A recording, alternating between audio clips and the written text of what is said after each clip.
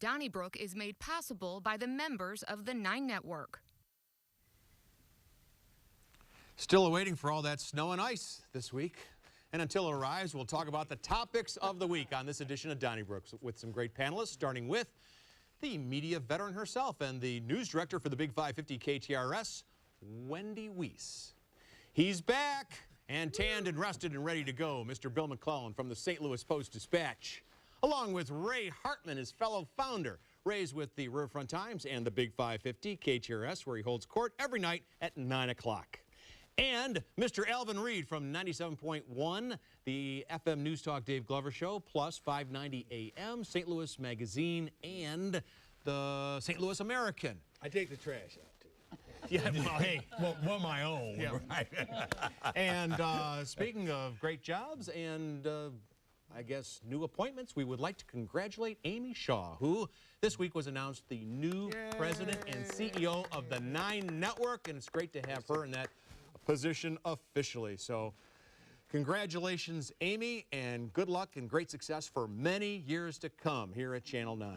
Wendy, I want to ask you about this week's big news. I mean, there's a lot of big news this week with the Super Bowl and Iowa's debacle, but of course the president was acquitted by the U.S. Senate in the impeachment hearing, so he was not the first president removed from office. What do you think about the senators Duckworth and Durbin in Illinois voting to convict, and then, of course, for acquittal here in the state of Missouri, Roy Blunt and Josh Hawley?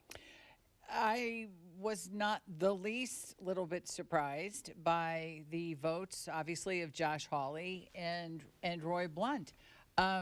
This has become, whether we accept it or not, the party of Donald Trump. The Republican Party is the party of Donald Trump.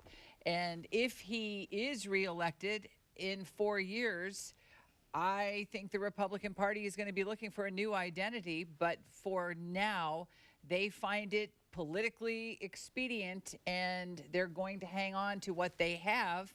So, you know, I just wasn't the least little bit surprised. I know some people were. Well, first of all, well said. I agree with all of that.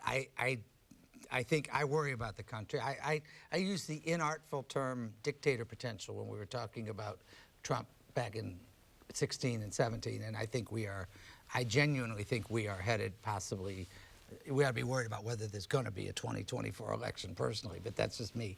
But as far as Roy Blunt goes, I wouldn't say I was surprised, but I was disappointed, and I thought there might be part of, I just, for some reason, he's a good guy, he's smart, he knows this, and I'm not talking about whether you vote to convict Trump, but the idea that he was going to say nothing to see here, effectively, we won't have a trial. We'll validate Mitch McConnell saying, we'll coordinate with the president. And you know, I think that was very disappointing. I thought Roy Blunt, everybody focused on Lamar Alexander. Roy Blunt is respected as a leader. Roy Blunt, I wrote my column on this. He was quoted during the 2016 campaign as saying, I could be the 51st vote in case of Clinton or Trump. That's how dismissive they were back then of him. And he said, you know, you want me because I could be that 51st vote. He could have been the 51st vote to at least have witnesses and therefore have a trial. And they basically said no trial. So I think it's a sad day, and I'm very disappointed in Roy Blunt because I like him. You know what? I was in favor of bringing John Bolton on. In fact, I was in favor of bringing Hunter Biden and Joe Biden on. Why not? Relevance. Well, see, there you go. I mean, that's the whole thing. Everyone wants their witnesses, but not the other side's witnesses. Right. You can't cherry pick these Excuse things. me. You could have brought Hunter. See, and here's another thing, Ray. Everyone says, oh, I really like the guy, but he must not have had integrity because he didn't vote the way I wanted him to vote. You know, no, can't, in a civil society. I think it is what you're saying. That's not what I'm saying at all. I didn't say anything about his integrity, first of all. Well, you said, well, I didn't say his why are you so disappointed? You said he was a leader. You said he was a leader. I said I'm And- disappointed in him. I didn't say anything about his integrity. I just said. I think it's implied. Well, fine. All right, I mean, I I think feel like in it our was a state, terrible thing. or at least in our state, we got those that still hold on to he's an honorable man and he disappointed me. Okay, and then Hawley is the scum of the earth. Well, he is. Okay, now it's either both or whatever. Is Blunt a Hawley or is Hawley a Blunt? Look, they both voted the same way, so I don't think you could judge them any differently. All right, look, we all knew how this vote was going to come down. And going back to what you said, Wendy, and I think this is why I guess I could maybe water off a duck's back this whole thing, and I forget my 80s rock band that sang it, but we got to hold on to what we got. It doesn't really matter if we like it or not. Bon Jovi. Yeah, Bon Jovi, okay. That's the Republican Party right now. And I think it's more important to them to hold the White House and hold the Senate than it is to impeach Donald Trump or raise heck with him or, you know, along those lines. And the pressure was there, and I said, like, look, I wish you had both voted differently. But the reality was it was not going to happen. So how bitter can I be with them? All right, they're just, you know. I second Alvin. I mean, not surprised, not disappointed. I mean, there's been worse things that Trump has done, and no one says don't anything. register. So I mean, I actually think there's been worse things that other presidents have done. Oh my God, name one. I mean, well, when FDR took Japanese Americans and put them in camps, when Johnson lied about Vietnam, and when George Bush took us to war over the weapons of mass destruction that didn't exist. I think those are all worse. Those were policy decisions, Yeah. and this was not a policy decision. This was a corrupt act. How about Lincoln suspending the writ of habeas corpus? This was a policy act. That's a policy decision. No, this was a personal. This was about Trump can do we don't whatever need to he read. wants as a Well, that's the Republican. interesting. Here's the takeaway: is Donald We Trump. shouldn't act surprised The or disappointed. takeaway. I think you're right. The takeaway from this is I can do anything I want. Was probably the first sentence Donald Trump spoke as a 2-year-old, and he still thinks it's today available to him. He said it after Access Hollywood, almost the same words. But what and he's saying it what's today. amazing, though, And if you Ray, don't is think that it's scary. You continue to beat that drum beat, I mean, in terms of terror and the end of the world, and it's not clearly the country is divided in half so evenly that to me is scary. Well, and but also- nobody is seeing, nobody on that other half of the country is seeing what you're seeing in terms of Well, that's fine. Armageddon. Hey, let me say one thing. Stay tuned. Let's see how the First Amendment does when John Bolton, who was no hero to me, when they want. Let me finish. He wanted to. I'm sorry. I'm saying John Bolton is trying to publish a book, and Donald Trump wants to put him in jail and wants to ban the book. Let's see how that plays out before we Donald decide Trump there says isn't a anything. lot of No, let's see how it plays. that I'm sorry, Alvin. never I just want to finish that. Let's see how Let me just put it this way. John Bolton has a lot of guys who are still in jail in Guantanamo Bay and who haven't had court days yet. Okay, I don't like John Bolton. Yeah, I think he's a you know, weasel. Hey, but my point is, that was another thing I didn't agree with George W. Bush. All right, Alvin, I want to ask you, however, about well, the Kansas City Chiefs won the Super Bowl. We all know that. And a fellow by the last name Brandt, is it Peter Brandt? Noah Brandt, who lives now in Washington, D.C., has written an op-ed piece in the St. Louis Post-Dispatch, and he's kind of comparing the two cities now, Kansas City and St. Louis, and he concludes that St. Louis is still, despite that Super Bowl, on top. What do you say? Well, all right, I went to school out there, and first of all, can I just say this real quick? Anybody that says Kansas City, Missouri, and Kansas City, Kansas is confusing and people make this mistake all the time is nonsense. That's just unacceptable. Okay, nobody thinks East St. Louis, Illinois is in Missouri. Okay, we'll just skip over that part. But I'm sorry, I went to school out there at the University of Kansas. When I got there in 1978, we had zero problem putting the good people of the Kansas City metropolis area in their place as to who ran the state of Missouri. Now, I wouldn't even get in that argument. Kansas City has supplanted us as the beacon of kind of forethought, progressiveness, and I don't mean in a political way, but just like, hey, we're going to fix up the airport. They're fixing up the airport. Hey, we're going to put a trolley in. State of the art. It works. Everybody's down there. We're going to have a thriving downtown. Thriving downtown. They're about to move the baseball team from out there in you know, where Arrowhead is into downtown. That's coming in the next decade. I'm sorry. We cannot tout ourselves that anyway. We got to tip our cap to Kansas City. I agree with Alvin, and I don't know that I'd say they're. I will say they are more self-confident and self-assured than we are, and they don't have this kind of civic inferiority complex. It's interesting. I remember back in when I was in the old days of politics, it always struck me as funny because the Kansas City legislators sort of resented St. Louis, but it wasn't felt backward in return. So it was, I always thought we were like the big fluffy dog that thought the cat liked us, and they were like the cat that hated the dog, you know, and now we're like kind of like let's put it this way, Like, we're flat and they're growing, and they are much more self-assured. I haven't been there. Wendy, you have. I have somebody very close to me. My youngest daughter lives there with her husband, and she loves it. But this is her home. You know, this is her home. But I agree with Alvin. When I was a kid growing up in St. Louis, you were like, Kansas City, Cowtown, USA. Yeah. And when we went over there to visit them 4 or 5 years ago, I felt like, I swear, I felt like Ellie Mae Clampett. I really did. I could not believe how it was like, well, Shazam, look what happened to the Cowtown. They have done everything right, Charlie. Literally, they've done everything right. I think you're selling St. Louis short on this. Oh, no, I love it. No, I know you. I know you. But I think that when you live in a place, you tend to take things for granted, and I think St. Louis, and I've been to Kansas City not too long ago. I think St. Louis is still on top. Let me be clear. I think we have more going on. I mean, I think the cultural. I'm not arguing that. I'm talking about Alvin's point about kind of the sense of confidence and the momentum. Yeah. We are our cultural institutions, our history, our restaurants. I put us. I won't. Bad news, folks. We are the By the way, I think we're did better you off. see that a woman from Springfield, Illinois, gave Opera Theater St. Louis $45 million. $45 million. Yes. Now, it's Hey. wow.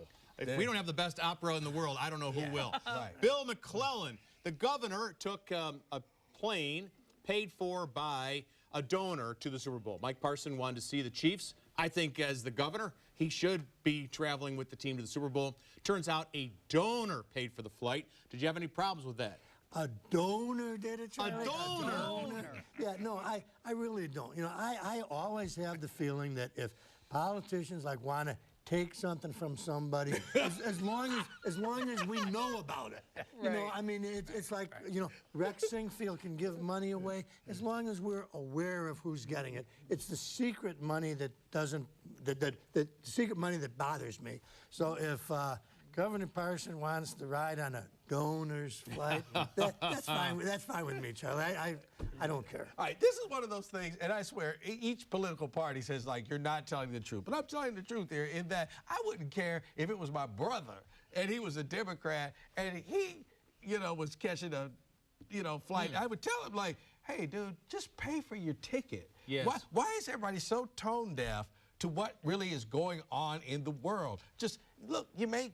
how much does the governor make? $200,000? No, probably 150. 150. I'm guessing. You make 150 and you're a rancher and you got dough. Just, you know what you should do? You should call up whatever the travel agency is that was sending packages down there to, you know, Kansas City and say, like, look, I have to stay someplace that's secure, but I'm going to fly with the peeps down there and I'm going to pay for my ticket. It's like the politicians who fly first class until they get to the leg where they have to come back home, and then they wedge in, you know, economy with the rest of us. Better to let them sit, you know. And honestly, as long as you know they're taking money from people, I'm okay. I think, and he actually made that point. He said that he told the reporters that he didn't want them to have to make any sunshine request, which I thought was actually kind of clever. Funny. You know, but maybe back in the day when there were more moderate representatives of each party, those kinds of headlines would kind of move the needle. And now that we've retreated to our silos and we're either red or blue, there's no purple, you know, that people just don't, it's like, you know, a plane ticket, who cares? I think the state should have paid for it. I think his office could have paid for it. It's official. It's official business for the governor to go to the Super Bowl. Well, actually, the reason it's not is because it's basically written off as state business, but you're kind of campaigning, and that's why campaigning in Miami. That's what John Hancock was who knows? Well, because there were a lot of other people from Missouri there. Right. I So wrap it's this one up, important. right? I like it. I like it because I want Nicole Galloway to win. She ought to send a donor and That's a a thank you note. donor. I said she should she should send the donor thank you note, because these are the kinds we're talking about it. These are, I've always felt there was something about transportation and airplanes that we, whether it's private plane or for some reason those stories are like a shiny object for the public, and it's the one. It's the kind of thing when Nicole Galloway can use it. Excuse me. Real quick. Well, remember Claire McCaskill took a plane when she told folks she was on an RV. It is not that long ago, because I don't want to make myself that old. But Dick Gephardt made a speech when he was running for president in Lansing, when I worked in Lansing, and the next day we were on the same TWA flight in coach coming back to St. I've seen Claire McCaskill in coach. And I just, times have changed. Yeah. That's all I can say. Hey, Ray, I want to ask you, a couple years ago, voters approved the Clean Missouri bill, which, among other things, changes the amount of money that lobbyists can give and reporting and all that when it comes to running for office. But it also has a demographer that is supposed to be appointed by somebody in Jeff City, and actually they'll give a list of names to the head of the minority group and the majority group, and if they can't come to a name, a lottery will pick the demographer, and that seems to be the big issue right now. So they're going to revise, Republicans in the General Assembly, the Clean Missouri bill approved by the voters at the ballot box. You're in favor of the reform, aren't you? No, actually, well, I think they should call it Dirty Missouri, because that's what it is. First of all, the demographer thing is a total nothing burger. No, that's, it's a nothing burger. Issue. No, it's ridiculous. First of all, it's a very nice process they set up. You take the majority leader and the minority leader, they whittle down the names, and if they can't decide after, and these shouldn't even be that controversial. They're nonpartisan demographers. But if they can't decide on which one's the best, they basically flip a coin, essentially. And so and you understand, they didn't do away with the commissions. The demographer's a layer before it goes to the whatever commissions they have that do the. So it's not like we just turn it all over to demographer and he says, here's your map. So it's a ridiculous thing. The bottom line is this. The folks voted 63%. Think about that. It's like a 25% landslide. That's a bigger margin than Trump had. That they wanted this, and there were about 4 things they wanted. I won't remember all of them, but I know there was sunshine laws, there was lobbying laws, there was obviously redistricting, and the gift limits. There was a bunch of things. There's actually more than 4. And the point is, but they're not going to change all of it. Well, no, but they're gonna do what they. The important one. And they're doing what they complained about. They're doing what they're going to lump them all together. Why is it wrong? Well, because the people did vote on it, and they want a demographer who's going to make it so that if the Republicans get 55% of the votes, they get 55% of the representation. And the Republicans don't want that. They want to have the districting so that you can have safe districts, and the people spoke, and the people should be listened to. I think you know as well as I do, the people didn't understand that aspect of it. Now, even though they voted for it, I agree, but all of these can be revised at the ballot box. The thing about this that I think is crazy, and it does involve the demographer, is that the law passed by the voters says that the representative and senatorial districts have to roughly equal the percentage of voters who are Democratic or Republican in the previous gubernatorial, senatorial, and presidential elections. And believe it or not, prior to this last election, Democrats actually had the majority, about 50% to 49%. And all the districts have to represent that. So how are you going to get a district out of St. Louis City that is 50% Republican without floating an island in Chesterfield? I mean, I agree with you. I'm just saying that people voted on, whatever they, voted on, and you have to make do. And until you come up with that roadblock, that's one thing. But for the, the overloaded Republican Party in Jefferson City to decide, like, we don't like that, we're going to change it, that just, and it's puppy mills, it's been a couple others, and just like marijuana, changing the laws. But no, wait, let me talk. Sanctuary cities, changing the laws. Both sides do it. The people voted for medicinal marijuana, Charlie, and the legislators aren't changing that, but the legislators looking at this, well, we want to be able to get the districts form and shape them ourselves, and people don't trust them. But you still haven't answered the question. How are you going to get like a senatorial district out of St. Louis Okay, City let me answer you. that I'll answer is you. 50% Republican? Thank goodness Ray has an answer. I'll answer. I don't. First of all, there's federal civil rights legislation that trumps everything. Bad pun. And so the minority representation is dictated by federal law. So you start with that as a consideration when you do this. You can't break up minority districts. That's at the federal level. No, in this, it governs states, and so you can't. The Congress, they can't be rigged. Now, and I know there's some folks concerned about that, but those factor in. And then basically, let me ask you the question. We're not going to sit here and draw maps, but here's the question. Right now, the House and Senate have an equal percentage of Republicans, 71%. Show me a statewide race in which the Republicans won 71 to 29 over the Democrat.